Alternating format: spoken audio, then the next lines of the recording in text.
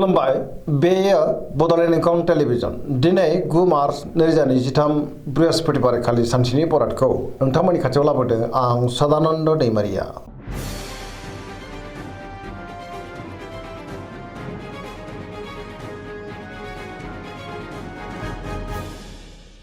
सिगां फरायनो लादों मेष राशि गिबि हांखो अ ल।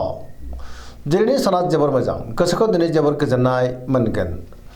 बयनिबो गोसोखौ जै खालामनो हागोन, जेरावबो जाफुंसारगोन। बहाबा दावबायनो एबा हान्थिनो खाबु मोननोबो हागौ आरो मोजाङैनो हान्थिनोबो हागोन। मावनो लानाय खामानिखौ थि समावनो आरो गोरलैयैनो मावफुंनोबो हागोन। गोसोआ दिनै जोबोर खुसि जागोन, देहाया मोजाङै थागोन। सोरबा लोगोनिफ्राय मोजां खौरां फैनोबो हागौ। रांखावरियाव दिनै जोबोर मोजां, गोबां धोन आरजिनो हागोन। बेफार फालांगियाव दिनै जोबोर मोजां मुलाम्फा मोनगोन आरो आयाबो बांनो हागौ। सोरबा लोगोनिफ्राय थोजासे हेफाजाब मोनगोन। न'खराव दिनै बिसि फिसायनि गेजेराव अननानै फैगोन। बिदा फंबायजों मोजां सोमोन्दो थागोन।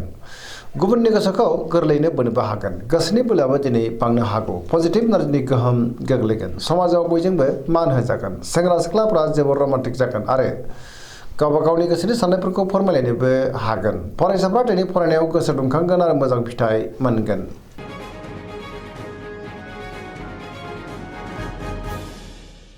वृष राशि गिबि हांखो इ उ ब।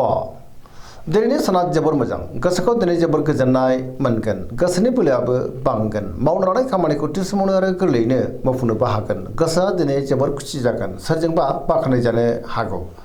रांखावरियाव दिनै जोबोर मोजां होनजायो। बेफार फालांगियावबो दिनै जोबोर मोजां मुलाम्फा मोनगोन। आयाबो बांनो हागौ। न'खराव बिसि फिसायनि गेजेराव अननानै फैगोन। बिदा फंबायजों दिनै मोजां सोमोन्दो थागोन। सोरजोंबा बाख्नाय जागोन। गियाननि आंखाल जानाय नङा, गोख्रों आरो गोग्गो साननो रोंगोन। देहाया दिनै मोजाङैनो थागोन, अब्लाबो नाथाय जानाय लोंनायाव सांग्रां जानांगोन। गोसोनि साननायफ्रा मोगथाङाव जाफुंनोबो हागौ। पजिटिभ एनार्जिनि गोहोम गोग्लैगोन। लाइमोनफ्रा दिनै जोबोर खुसि जागोन।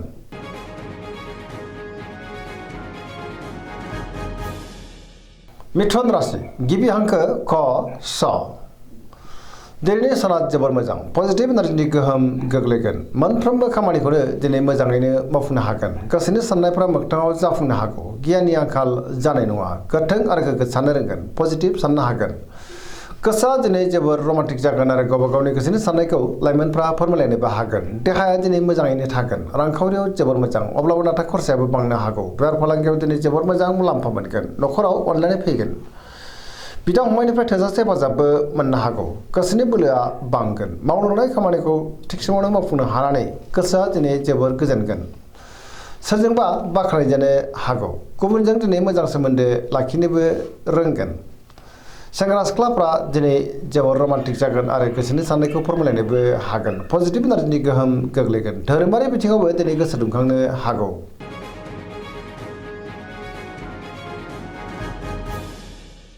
कर्कट राशि गिबि हांखो ड ह। दिनैनि साना जोबोर मोजां, गोसोखौ दिनै जोबोर गोजोननाय मोनगोन। सोरबा लोगोजों बाख्नाय जानोबो हागौ। गोसोनि साननायफ्रा मोगथाङाव जाफुंगोन। गोसोआव दिनै पजिटिभ साननायबो फैनो हागौ। मावनो लानाय खामानिखौ थि समावनो आरो गोरलैयैनो मावफुंनोबो हागोन। रांखावरियाव जोबोर मोजां होनजायो। बेफार फालांगियावबो दिनै जोबोर मोजां मुलाम्फा मोनगोन। न'खरावबो अनलायनाय फैगोन। बिदा फंबायजों दिनै मोजां सोमोन्दो थागोन। गुबुनजों मोजां सोमोन्दो लाखिनोबो रोंगोन। देहाया दिनै मोजाङै थागोन। गुबुननिफ्राय थोजासे हेफाजाबबो मोननो हागौ। समाजाव दिनै बयजोंबो मान होजागोन। फरायसाफ्रा दिनै फरायनायाव गोसो दुंखांगोन आरो मोजां फिथाइ मोनगोन। लाइमोनफ्रा जोबोर खुसि जागोन आरो पजिटिभ एनार्जिनि गोहोम गोग्लैगोन।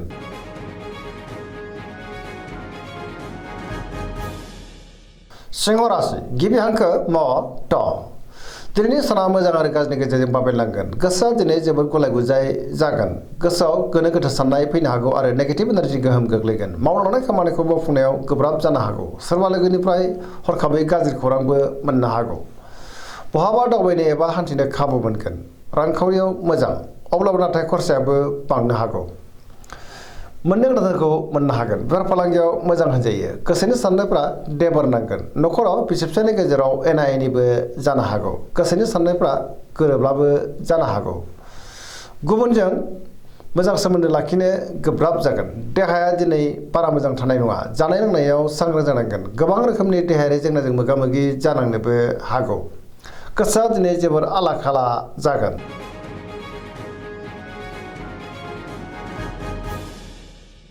कन्या राशि गिबि हांखो प ट दिनैनि साना जोबोर मोजां गोसोआव पजिटिभ साननाय फैनो हागौ गोथों आरो गोग्गो साननो रोंगोन गियाननि आंखाल जानाय नङा रांखावरियाव दिनै जोबोर मोजां होनजायो अब्लाबो नाथाय खरसायाबो बांनो हागौ बेफार फालांगियाव दिनै जोबोर मोजां मुलाम्फा मोनगोन देहाया मोजाङै थागोन गोबां मुंदांखा सुबुंजों दिनै लोगो मोनज्लायनोबो हागौ नखराव बिसि फिसायनि गेजेराव अननानै फैगोन गोबां खामानियावबो दिनै मुखुब थानो हागौ सोरजोंबा बाख्नाय जागोन गोसोआ नाथाय अब्लाबो उसाव-बादाव जानोबो हागौ पजिटिभ एनार्जिनि गोहोमबो गोग्लैगोन लाइमोनफ्रा दिनै जोबोर रमान्टिक जागोन आरो गावबा गावनि गोसोनि साननायखौ फोरमायलायनोबो हागोन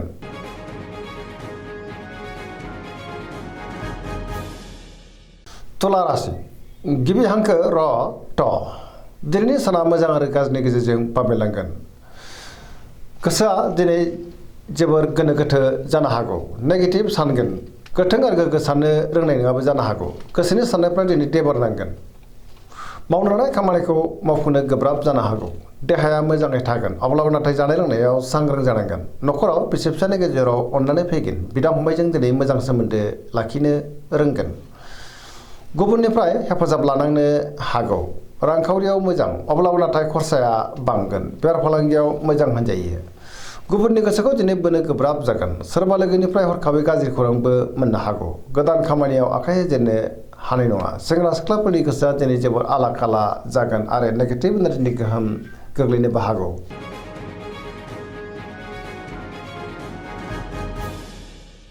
वृश्चिक राशि गिबि हांखो न स दिनैनि साना जोबोर मोजां पजिटिभ एनार्जिनि गोहोम गोग्लैगोन समाजाव दिनै लोगो लेवा बांनो हागौ सोरबा गोजाम लोगोजों बहाबा लोगो मोनलायनानै गोसोआ दिनै जोबोर खुसि जागोन गोसोआव गोथों आरो गोग्गो साननो रोंगोन गियाननि आंखाल जानाय नङा मावनो लानाय खामानिखौ थि समावनो आरो गोरलैयैनो मावफुंनोबो हागोन सोरजोंबा बाख्नाय जानो हागौ गोसोनि साननायफ्रा दिनै मोगथाङाव जाफुंनोबो हागौ गोसोनि बोलोआबो बांगोन सिगांनि बबेबा आद्रा खामानिखौ दिनै मावफुंनो हानानै गोसोआ दिनै जोबोर खुसि जागोन नखराव अननानै फैगोन रांखावरियाव मोजां होनजायो अब्लाबो नाथाय खरसाया बांनो हागौ बेफार फालांगियाव दिनै जोबोर मोजां मुलाम्फा मोनगोन देहाया मोजाङै थागोन गुबुननिफ्राय थोजासे हेफाजाब मोननोबो हागौ फरायसाफ्रा दिनै फरायनायाव गोसो दुंखांगोन आरो मोजां फिथाइ मोनगोन लाइमोनफ्रा दिनै जोबोर रमान्टिक जागोन आरो गावबा गावनि गोसोनि साननायफोरखौ फोरमायलायनोबो हागोन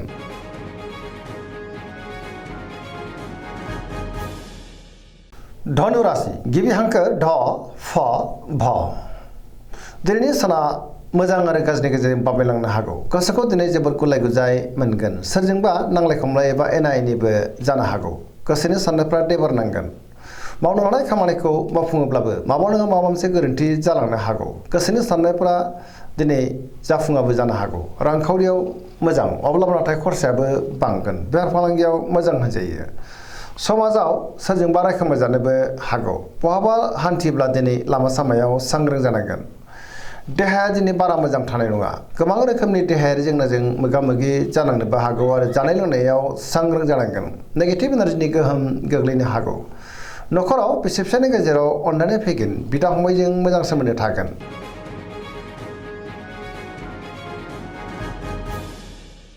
मकर राशि गिबि हांखो ख ज दिनैनि साना जोबोर मोजां गोसोखौ दिनै जोबोर गोजोननाय मोनगोन गोसोनि साननायफ्रा मोगथाङाव जाफुंनोबो हागौ मावनो लानाय खामानिखौ थि समावनो आरो गोरलैयैनो मावफुंनो हागोन आरो सिगांनि बबेबा आद्रा खामानियाबो दिनै मावफुंजानो हागौ रांखावरियाव जोबोर मोजां होनजायो अब्लाबो नाथाय खरसायाबो बांगोन बेफार फालांगियाव दिनै जोबोर मोजां मुलाम्फा मोननो हागोन गुबुनजों दिनै मोजां सोमोन्दो लाखिनोबो रोंगोन मोनफ्रोमबो खामानिखौ गोरलैयैनो मावफुंलांनो हागोन गोदान खामानियाव दिनै आखाइ होजेननोबो हागोन नखराव बिसि फिसायनि गेजेराव अननानै फैगोन बिदा फंबायनिफ्राय मोजां हेफाजाबबो मोननो हागौ सेंग्रा सिख्लाफोरा दिनै जोबोर रमान्टिक जागोन आरो गावबा गावनि गोसोनि साननायफोरखौ फोरमायलायनोबो हागोन गुबुनजों मोजां सोमोन्दो लाखिनोबो रोंगोन फरायसाफ्रा दिनै फरायनायाव गोसो दुंखांगोन आरो मोजां फिथाइ मोननोबो हागोन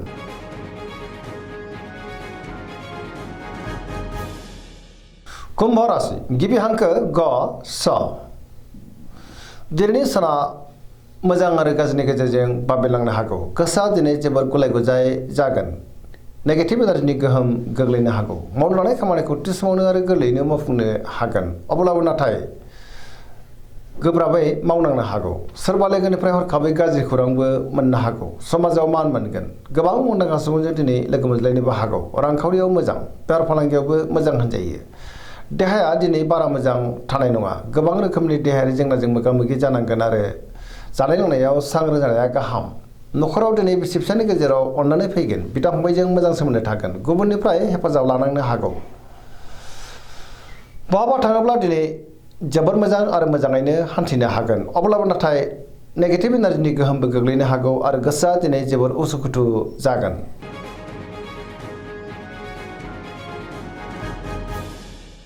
मीन राशि गिबि हांखो ड स।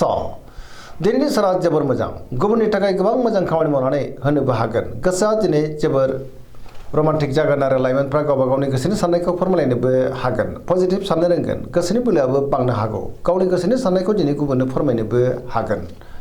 देहाया मोजाङै थागोन, रांखावरियाव मोजां, बेफार फालांगियावबो मोजां होनजायो। न'खरावबो अनलायनाय फैगोन, सोरजोंबा बाख्नाय जागोन।